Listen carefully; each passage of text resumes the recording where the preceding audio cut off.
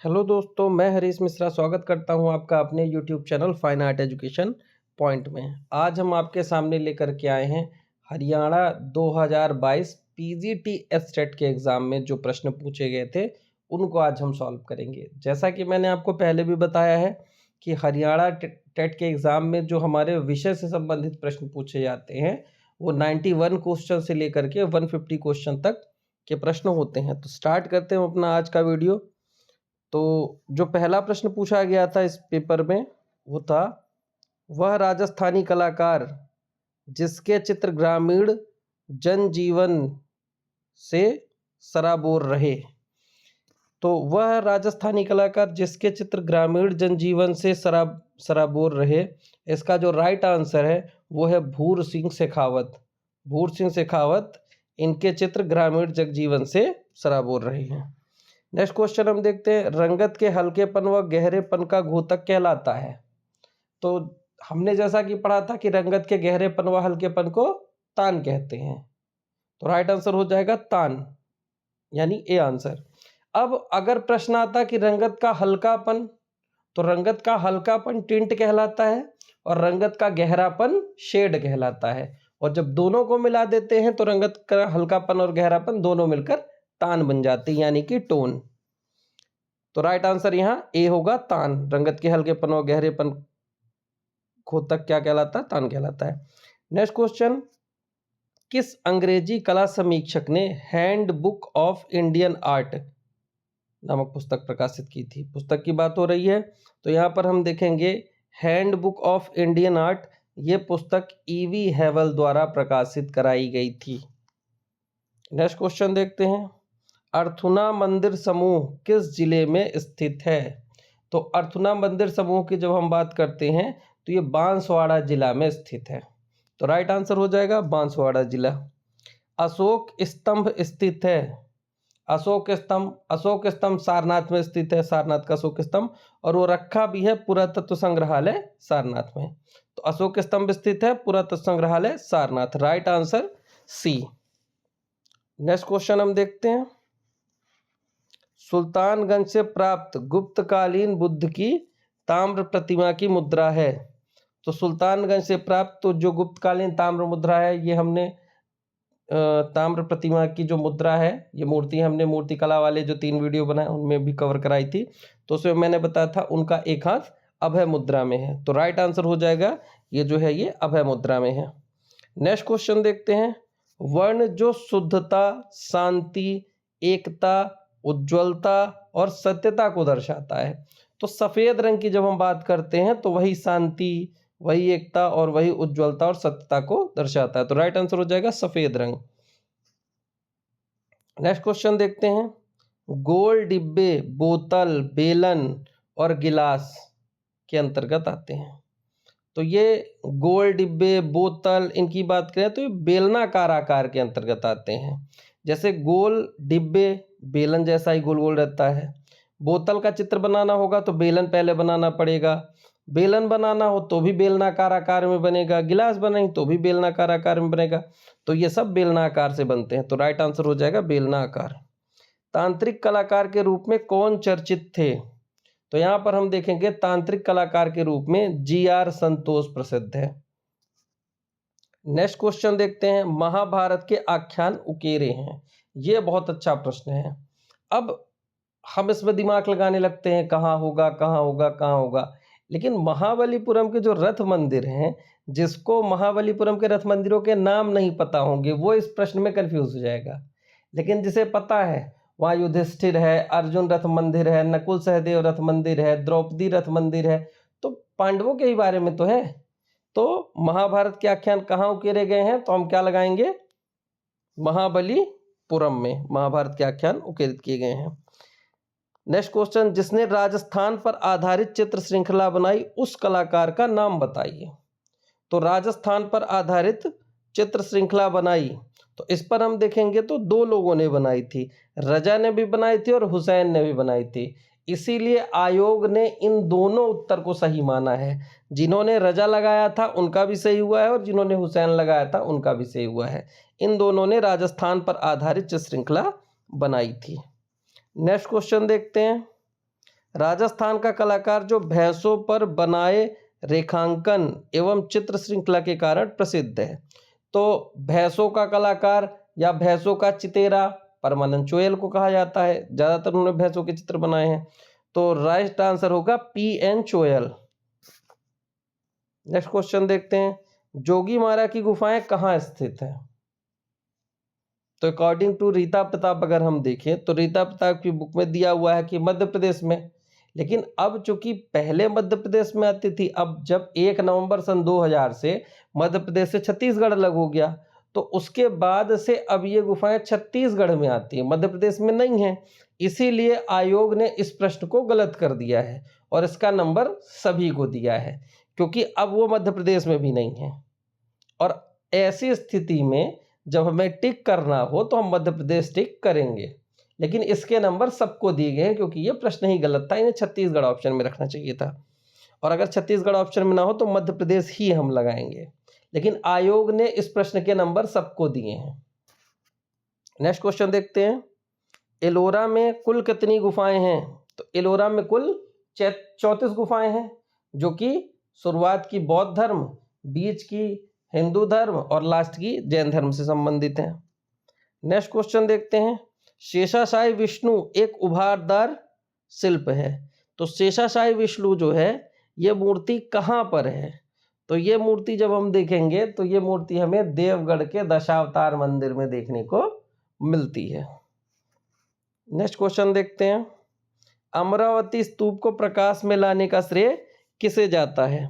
तो अमरावती स्तूप को प्रकाश में लाने का श्रेय कर्नल मैकेंजी को जाता है। तो राइट आंसर हो जाएगा कर्नल मैकेंजी। उस स्कूल का नाम बताइए जिसके कलाकार एग्लो इंडियन स्टाइल में चित्रण करते थे। तो हम बात कर रहे हैं कंपनी शैली या पटना शैली की। पटना शैली में एग्लो इंडियन स्टाइल में चित्रण किया जाता था। नेक्स्ट क्वेश्चन देखते हैं, वह कलाकार जो पश्चिमी कलाकार वान गॉग व माने से प्रभावित था। वान गॉग का नाम आया तो हमारे ध्यान में तुरंत अमृता शेरगिल आ रही हैं। अब अमृता शेरगिल तो इसमें ऑप्शन में ही नहीं है, तो इसका जो राइट आंसर है वो है यामिनी राय। यामिनी राय भी वान गॉग व मानो के चित्रों से प्रभावित थे, माने के चित्रों से। तो राइट आंसर यामिनी राय होगा। नेक्स्ट क्वेश्चन, लोमस ऋषि गुफा संबंधित है। तो लोमस ऋषि गुफा हम देखेंगे तो लोमस ऋषि मौर्य काल में बनाई गई थी और ये आजीवक संप्रदाय को दान देने के लिए बनाई गई थी। तो लोमस ऋषि की गुफा किससे संबंधित है? मौर्य काल से। आगे देखते हैं, किसने डी.डी. देवलालीकर से दृश्य चित्रण में प्रशिक्षण प्राप्त किया था? तो डी.डी. देवलालीकर से हम देखेंगे तो एन.एस. बेंद्रे ने कला का प्रशिक्षण प्राप्त किया था।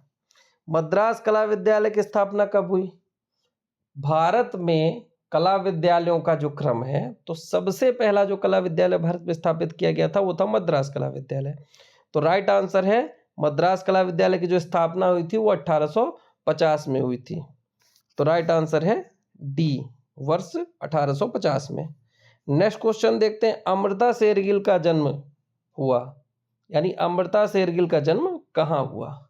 तो हम देखते हैं अमृता शेरगिल का जन्म बुदापेस्ट हंगरी में 30 जनवरी 1913 को हुआ था। तो राइट आंसर होगा सी, 30 जनवरी 1913 को अमृता शेरगिल का जन्म हुआ था। कलाकार जिसने 1928 में 67 वर्ष की आयु में चित्रण प्रारंभ किया वह कौन थे? तो उम्र के 67वें वर्ष में रवीन्द्रनाथ टैगोर ने चित्रण कार्य शुरू किया था। तो राइट आंसर हो जाएगा B, Rabindranath Tagore. Next question देखते हैं, बंगाल के राजा पाल वंश का प्रथम शासक कौन था?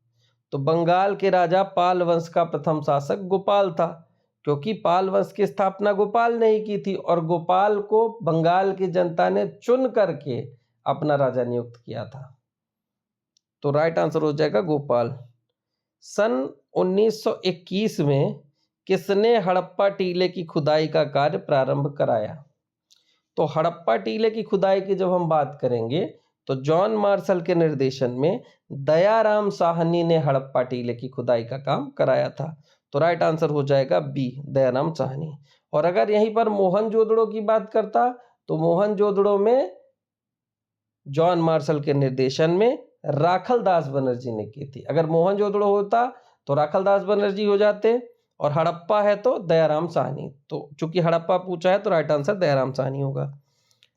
अलवर और उनियारा शैलियां किसके अंतर्गत आती हैं? अभी हाल ही में हम लोगों ने जयपुर शैली की ढूंढार शैली कवर की है, तो ढूंढार शैली के अंतर्गत ही हमने देखा कि आमेर, जयपुर, अलवर, उनियारा और सिखावटी उसी के अंतर्गत आती हैं।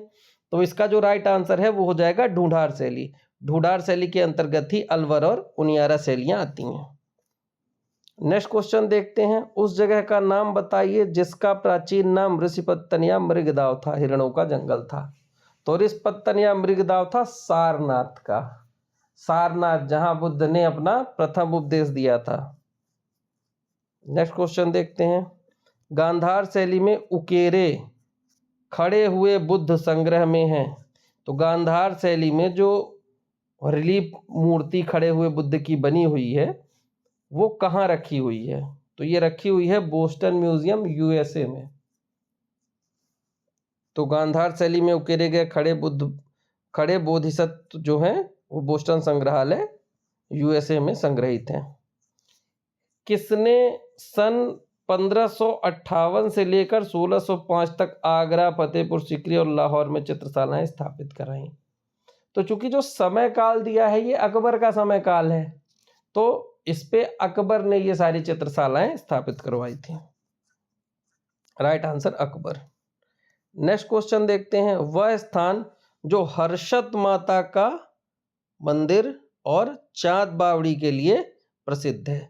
तो हर्षद माता का मंदिर देखेंगे तो ये आभानेरी में है, और चांद बावड़ी भी आभानेरी में है। तो राइट आंसर हो जाएगा आभानेरी, आंसर नंबर डी। लाल रंग नहीं दर्शाता। तो ये जो लाल रंग नहीं दर्शाता है प्रश्न है, इसमें हम देखेंगे तो उत्तेजना लाल रंग से ही आती है, क्रोध लाल रंग का ही प्रतीक है, लेकिन प्रसन्नता और घृणा ये दोनों लाल रंग नहीं दर्शाते। तो आयोग ने जो इसका सही उत्तर माना है वो दो माना है। जिन्होंने प्रसन्नता लगाया था उसे भी सही माना है, जिन्होंने घृणा लगाई थी उसे भी सही माना है। तो प्रसन्नता और घृणा लाल रंग के प्रतीक चिन्ह नहीं है। एकता का उद्देश्य क्या है? एकता का जो उद्देश्य है वो है संयोजन में एक रूपता लाना। ऐसा ना हो कि संयोजन को बिखराव से बचाया जा सके। तो राइट आंसर है संयोजन में एक रूपता लाना ही एकता का उद्देश्य होता है। तो right answer A. Next question देखते हैं। पार्वती मंदिर, लक्ष्मण मंदिर, विश्वनाथ मंदिर और पार्श्वनाथ मंदिर कहाँ है? तो विश्वनाथ मंदिर काशी, वहां नहीं जाना है। विश्वनाथ मंदिर ये बात हो रही है खजुराहो की।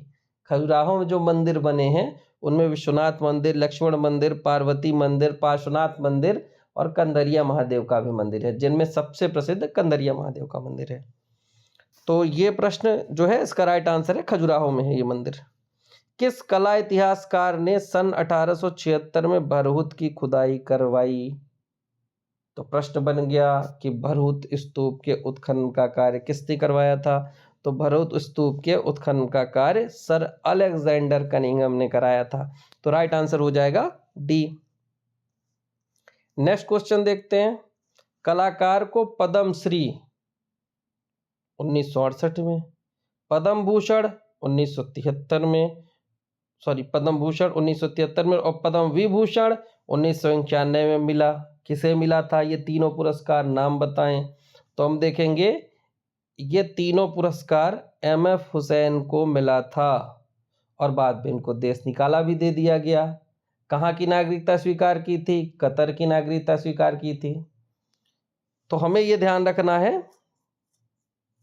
कि पद्मश्री, पद्म भूषण और पद्म विभूषण तीनों पुरस्कार पाने वाले कलाकार MF हुसैन है। नेक्स्ट क्वेश्चन देखते हैं। पंजाब में शांति घोषणा चित्र बनाया गया है। तो पंजाब में शांति घोषणा नामक चित्र किसके द्वारा बनाया गया है?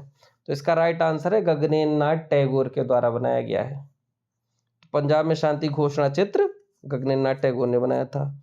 जहां केवल श्वेत और श्याम वर्ण का प्रयोग किया जाता है काले और सफेद रंग का जहां प्रयोग किया जाता है उसे कहते हैं वर्ण शून्यता। क्यों? क्योंकि काले और सफेद रंग को रंगों की श्रेणी में नहीं रखा जाता, इन्हें तटस्थ रंग के अंतर्गत गिना जाता है। तो इसलिए इनसे बने चित्रों को कहा जाता है वर्ण शून्यता या वर्णहीन योजना, वर्णहीन रंग योजना। तो राइट आंसर वर्ण शून्यता हो जाएगा। नेक्स्ट देखते हैं, महावंश के अनुसार अशोक ने समस्त भारतवर्ष में कितने स्तूपों का निर्माण कराया था? तो महावंश के अनुसार हम देखते हैं तो उल्लेख ये मिलता है कि अशोक ने 84,000 स्तूपों का निर्माण कराया था। राइट आंसर हो जाएगा 4। विदेशी विद्वानों ने इसे ग्रीको बुद्धिस्ट और इंडो ग्रीक नाम से पुकारा है, शैली का नाम बताइए। तो ग्रीको बुद्धिस्ट यानी बुद्ध की वह शैली जो ग्रीक कला से प्रभावित थी।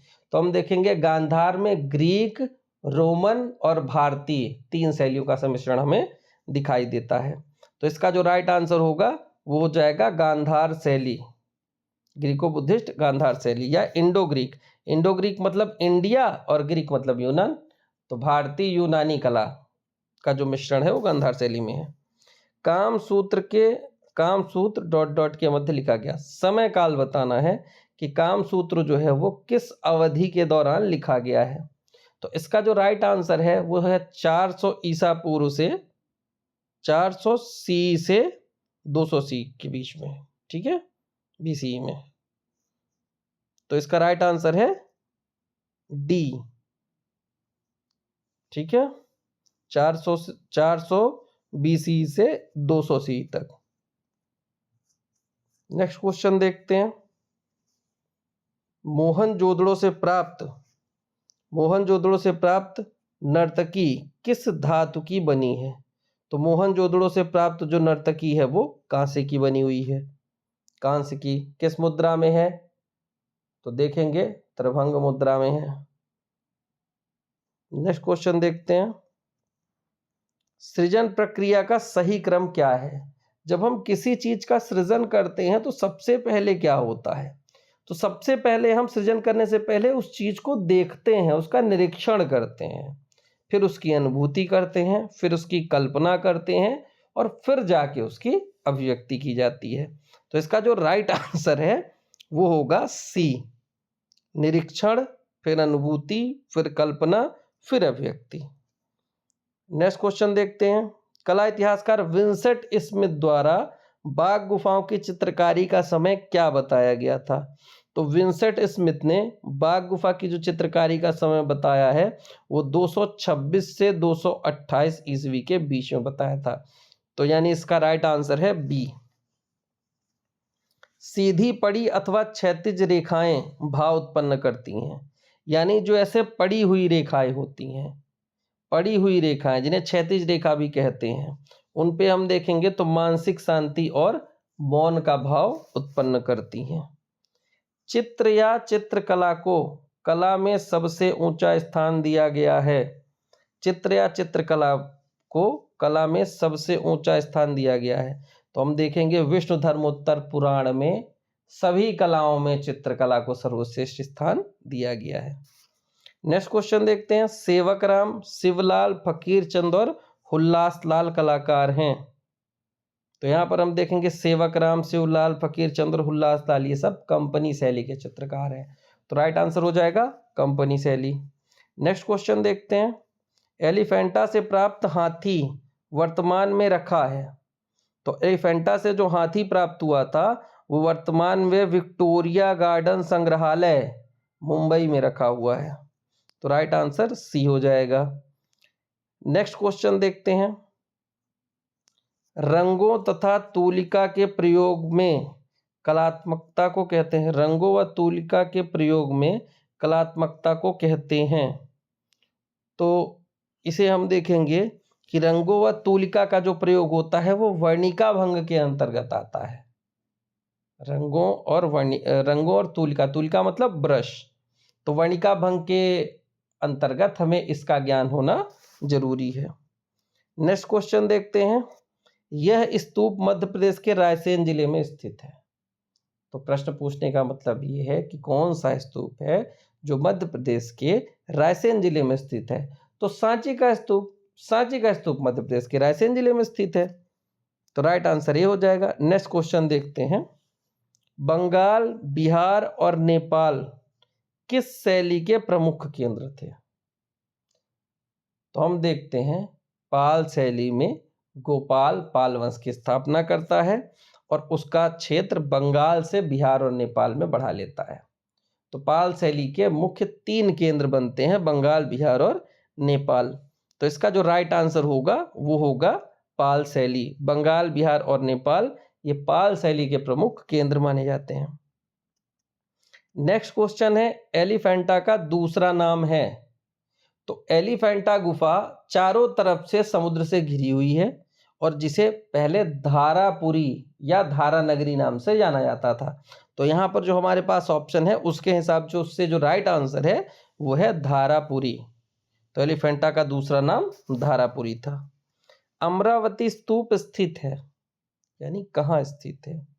तो अमरावती स्तूप की जब बात होगी तो अमरावती स्तूप दक्षिण भारत में स्थित है। नेक्स्ट क्वेश्चन देखते हैं। चित्रकार होने के साथ साथ कलाकार एक कहानीकार भी थे। तो बताना है हमें वो कौन से कलाकार हैं इनमें से जो चित्रकार होने के साथ साथ कलाकार और कहानीकार भी थे। तो इसका जो राइट आंसर है वो है राम कुमार। राम कुमार ऐसे कलाकार हैं जो कलाकार होने के साथ साथ कहानीकार भी थे, जो ऑप्शन है उनके हिसाब से। नेक्स्ट क्वेश्चन देखते हैं। नेक्स्ट क्वेश्चन हमारा है, द्विआयामी तल पर त्रिआयामी प्रभाव देने के लिए जरूरी है। तो द्विआयामी तल यानी 2D, त्रिआयामी प्रभाव यानी 3D। हमेशा ध्यान रखना, चित्रकला में 3D का प्रभाव दिखाया जा सकता है, 3D नहीं बनाया जा सकता। चित्र कभी भी 3D नहीं होता है, हमेशा मूर्ति 3D होंगी, चित्र 2D होगा। लेकिन चित्रों में छाया प्रकाश और परिप्रेक्ष्य प्रोस्पेक्टिव की मदद से चित्र में 3D का भ्रम पैदा किया जा सकता है, त्रिआयामी प्रभाव दिखाया जा सकता है, लेकिन 3D नहीं बनाया जा सकता, ये ध्यान रखना। तो द्विआयामी तल पर त्रिआयामी प्रभाव देने के लिए जरूरी है। तो हम देखेंगे इसका राइट आंसर है परिप्रेक्ष्य और छाया प्रकाश। नेक्स्ट क्वेश्चन देखते हैं, ट्रम्फ ऑफ लेबर शिल्प किसने बनाया? ट्रम्फ ऑफ लेबर यानी श्रम की विजय नामक चित्र जो है ये देवी प्रसाद राय चौधरी ने बनाया था। तो नेक्स्ट क्वेश्चन हम देखते हैं। नेक्स्ट क्वेश्चन है हमारा, महिला कलाकार रुखिम बानो, साइफा बानो और नादिरा बानो किस मुगल सम्राट के कार्यशाला में कार्यरत थीं? तो मुगल चित्रकला का स्वर्ण काल जो माना जाता है वो माना जाता है जहांगीर के काल में, और जहांगीर का ही काल था जहां पुरुष के साथ साथ महिला चित्रकार भी थीं। तो महिला चित्रकारों में रुकैया बानो, साइफा बानो और नादिरा बानो 3 थीं। तो उन्हीं के बारे में पूछा गया है कि किस मुगल सम्राट के कार्यकाल में थीं। तो इसको हम देखेंगे तो जहांगीर के कार्यकाल में ये लोग थीं। किसका शासनकाल मेवाड़ के इतिहास में कला का स्वर्णयुग कहा गया? किसका शासनकाल मेवाड़ के इतिहास में कला का स्वर्णयुग कहा गया? तो मेवाड़ जब मैंने पढ़ाया था तो मैंने आपको बताया था कि मेवाड़ शैली के सभी स्वर्णयुग, चाहे कला का स्वर्णकाल, चाहे साहित्य का स्वर्णकाल, काल का स्वर्णकाल, स्थापत्य का स्वर्णकाल, संगीत का स्वर्णकाल, साहित्य का स्वर्णकाल, सारे स्वर्णकाल राणा कुंभा के नाम पे जाएंगे, केवल चित्रकला को छोड़ करके, क्योंकि चित्रकला का स्वर्णकाल मेवाड़ का जगत सिंह के टाइम पे है। बाकी जितने भी स्वर्णकाल हैं वो सारे राणा कुंभा के नाम पर हैं। तो यहाँ पर प्रश्न है, किसका शासनकाल मेवाड़ के इतिहास में कला का स्वर्णयुग, चित्रकला नहीं पूछ रहा है, कला का स्वर्णयुग पूछ रहा है। तो कला का स्वर्णयुग राणा कुंभा का काल था। तो राइट आंसर राणा कुंभा होगा। नेक्स्ट क्वेश्चन जब हम देखते हैं तो आता है, संयोजन के सिद्धांत के अंतर्गत नहीं आता है। तो संयोजन के सिद्धांत के अंतर्गत क्या नहीं आता है? तो संयोजन के सिद्धांत में क्या क्या आता है? प्रवाह, प्रमाण, प्रभावितता, सहयोग, सामंजस्य, संतुलन। तो संयोग भी आता है, संतुलन भी आता है, प्रवाह भी आता है। आता क्या नहीं, रेखा नहीं आता। क्यों? क्योंकि रेखा कला के तत्वों में आता है। तो राइट आंसर इसका हो जाएगा डी, रेखा। किशनगढ़ स्कूल में निहाल चंद किसके काल में दरबारी चित्रकार था? यानी किशनगढ़ जो शैली है उसमें निहाल चंद प्रसिद्ध कलाकार था, जिन्होंने बनी ठनी पेंटिंग बनाई थी, जिसे भारत की मोनालिसा भी कहा जाता है। तो निहाल चंद किसके दरबारी चित्रकार थे? तो हम देखेंगे जो निहाल चंद हैं वो सावंत सिंह के दरबारी चित्रकार हुआ करते थे।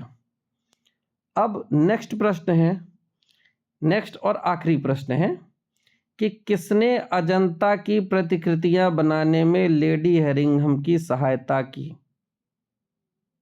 अजंता की प्रतिलिपियां कई लोगों ने बनाई थी, तो यहां पर जब लेडी हेरिंघम ने बनाई थी तो लेडी हेरिंघम ने किसकी सहायता से बनाई थी?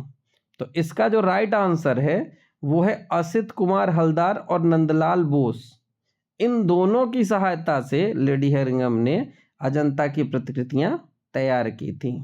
तो आयोग ने क्या किया है? आयोग ने ए और बी दोनों को सही माना है। तो जिन्होंने असित कुमार हलदार लगाया था उनका भी सही है, जिन्होंने नंदलाल बोस लगाया था उनका भी सही है। तो इन दोनों में से अगर किसी ने राइट आंसर किया था तो उसका सही माना जाएगा, और इन दोनों को छोड़ करके जिसने लगाया था तो उसका आंसर गलत माना जाएगा। तो आयोग ने असित कुमार हलदार और नंदलाल बोस दोनों को सही माना है। तो ये जो हमारा प्रश्न हुआ, ये हमारे सारे प्रश्न कंप्लीट हुए। ये पेपर हरियाणा 2022 पीजीटी, यानी इसे हम लेवल 3 कहते हैं, पीजीटी की परीक्षा में पूछे गए प्रश्न थे, और ये बहुत ही अच्छे प्रश्न थे। अभी तक जितने भी हमने एस्टेट के पेपर सॉल्व किए उसमें से ये पेपर था जिसमें प्रश्न अच्छे प्रश्न आए थे, जो इंसान को कंफ्यूज कर सकते हैं, जो कम नंबर कर सकते हैं लोगों के। तो इसलिए हमें इस पेपर को जरूर से जरूर पढ़ना चाहिए, और इसमें जो जो चीज़ें हैं वो हमें याद करके रखनी चाहिए अपने नेक्स्ट पेपर के लिए। बहुत अच्छे प्रश्न हैं, इसलिए हमें इन सब प्रश्नों को अच्छे से देख करके तैयार कर लेना चाहिए। तो ये भी हमारा सेट कंप्लीट हुआ। अब हम मिलते हैं किसी दूसरे पेपर के साथ किसी नए सेट में। तब तक के लिए धन्यवाद।